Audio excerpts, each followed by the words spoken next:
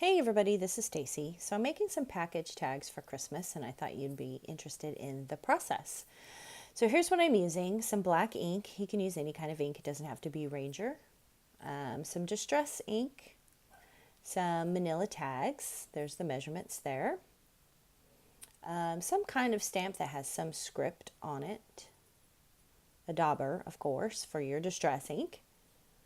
And then I'm using two stamp sets today. This is one from May Made It. I'm using the 2 and that dashed line out of this set.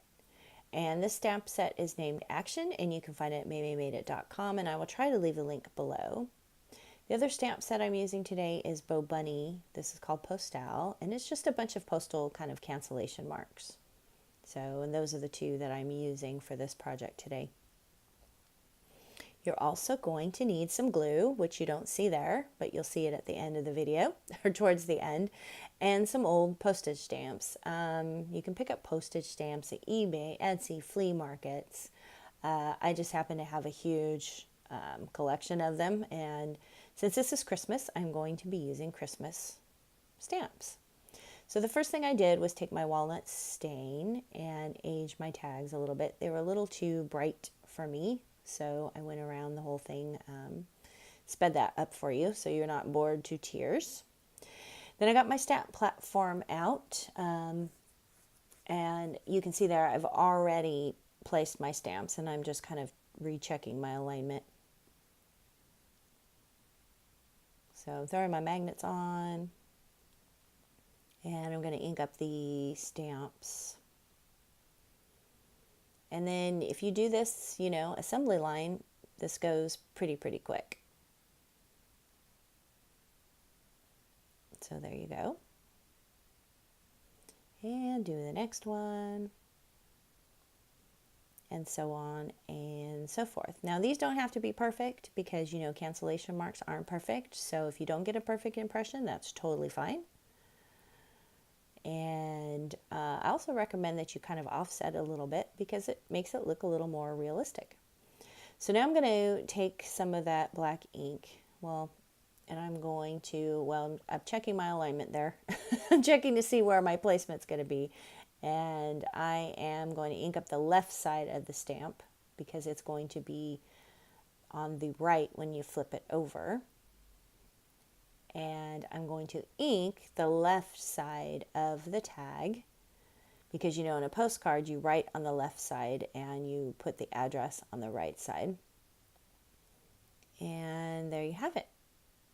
So I'm just going to finish those off and do the rest of those. And like I said, they don't have to be perfect. This is just kind of, to give it a nice vintagey feel. It's kind of better if you have a few little imperfections in there anyways. So I sped this up. I won't see too much more of that. Now the last step in the process is gluing on your stamps. So you can see, now the reason why I chose that wavy line stamp, there were 2 in the sets, is because that stamp kind of matches more the wavy lines that are on the actual postage stamps themselves. But you don't have to be that OCD about it. And you'll actually see me trying to kind of line it up to make it look a little more realistic. But obviously that's not necessary. That's just me. Something that I like to do.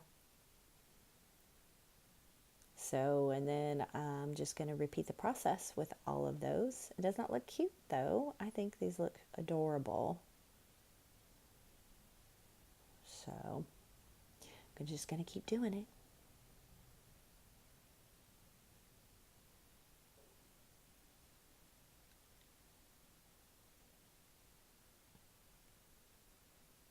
And there you go. And now here are the finished postcards. But I think those are great. Now all you have left to do is put some string on us or ribbon or whatever and tie them to your packages. So there's one more thing that I worked on. This is a hack from Tim Holtz, and I will leave the link to that below as well. But I think these are so adorable. Thank you, Tim Holtz, for the idea. And then you can see I used 3 different of his stamps, 3 different stamps of his, I should say. And there's a little bit of stickles on there, which is, I think it's the diamond stickles. And there you go. Thanks so much for watching, guys. Have a great day. Bye.